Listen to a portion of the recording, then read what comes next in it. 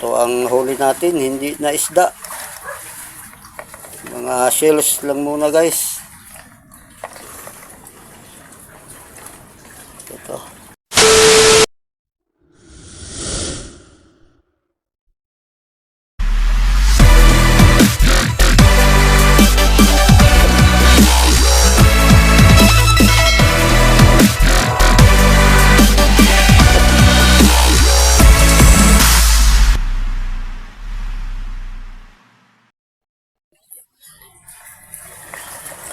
Magandang tanghali ngayong April 10, Abril Gis. Ito ang huli natin, hindi na isda. Mga shells lang muna guys. Ito.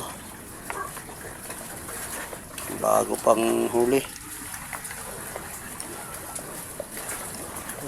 Ano pa? Nilagyan ko ng tubig dagat upang ang kinain nila. At ibrasan na namin ito. Malinis na. Ready na ito sa pagluto.